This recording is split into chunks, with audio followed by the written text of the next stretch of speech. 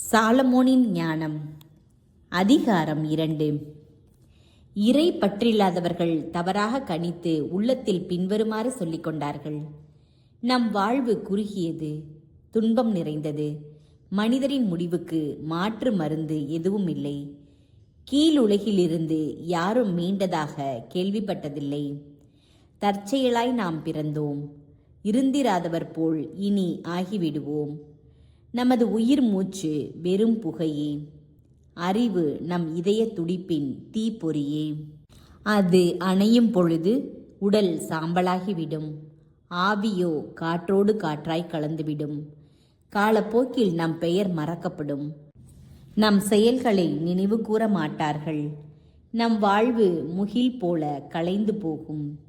கதிரவனின் ஒளி கதிர்களால் துரத்தப்பட்டு அதன் வெப்பத்தால் தாக்குண்ட மூடு பனி போல சிதறடிக்கப்படும். நம் வாழ்நாள் நிழல் போல கடந்து செல்கின்றது. நமது முடிவுக்கு பின் நாம் மீண்டு வருவதில்லை. ஏனெனில் முடிவு குறிக்கப்பட்ட பின் எவரும் அதிலிருந்து மீள்வதில்லை. எனவே வாருங்கள், இப்போதுள்ள நல்லவற்றை துய்ப்போம். இளமை உணர்வோடு படைப்பு பொருள்களை முழுவதும் பயன்படுத்துவோம். விலை உயர்ந்த திராட்சை மதுவிலும் நறுமண வகைகளிலும் திளைத்திருப்போம். இளவேநீர் கால மலர்களில் எதையும் விட்டு வைக்க மாட்டோம். ரோசா மலர்களை அவை வாடும் முன் நமக்கு முடியாக சூடிக்கொள்வோம். நம் களியாட்டங்களில் ஒவ்வொருவரும் பங்கு கொள்ளட்டும். இன்பத்தின் சுவடுகளை எங்கும் விட்டு செல்வோம். இதுவே நம் பங்கு, இதுவே நம் உடைமை. நீதிமான்களாகிய ஏழைகளை ஒடுக்குவோம். கைம்பெண்களையும் ஒடுக்காமல் விடமாட்டோம். நரை திரை விழுந்த முதியோரையும் மதிக்க மாட்டோம். நமது வலிமையே நமக்கு நீதி, நமக்கு சட்டம். வலிமையற்றது எதுவும் பயனற்றதே. நீதிமான்களை தாக்க பதுங்கி இருப்போம். ஏனெனில் அவர்கள் நமக்கு தொல்லையாயிருக்கிறார்கள். நம் செயல்களை எதிர்க்கிறார்கள். திருச்சட்டத்திற்கு எதிரான பாவங்களுக்காக நம்மை கண்டிக்கிறார்கள். நற்பயிற்சியை மீறிய குற்றங்களை நம்மீது சுமத்துகிறார்கள்.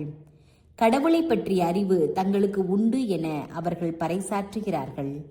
ஆண்டவரின் பிள்ளைகள் என தங்களை அழைத்துக் கொள்கிறார்கள். அவர்களது நடத்தையே நம் எண்ணங்களை கண்டிக்கிறது. அவர்களை பார்ப்பதே நமக்கு துயரமாய் உள்ளது. அவர்களது வாழ்க்கை மற்றவர் வாழ்க்கையினின்று வேறுபட்டது. அவர்களுடைய வழிமுறைகள் மாறுபட்டவை.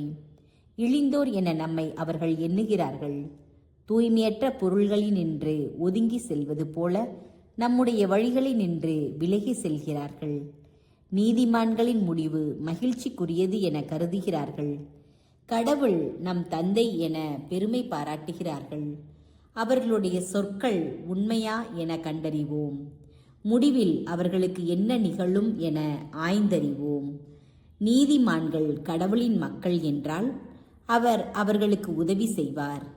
பகைவரிடமிருந்து அவர்களை விடுவிப்பார். அவர்களது கனிவினை கண்டுகொள்ளவும் பொறுமையை ஆய்ந்தறியவும் வசைமொழி கூறியும் துன்புறுத்தியும் அவர்களை சோதித்தறிவோம்.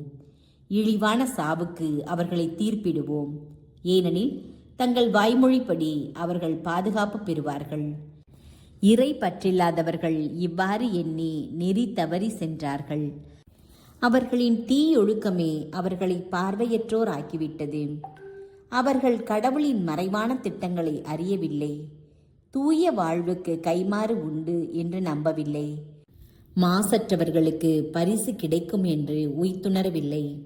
கடவுள் மனிதர்களை அழியாமைக்கென்று படைத்தார். தம் சொந்த இயல்பின் சாயலில் அவர்களை உருவாக்கினார். ஆனால் அழகையின் பொறாமையால் சாவு உலகில் நுழைந்தது. அதை சார்ந்து நிற்போர் இறப்புக்கு உள்ளாவர்.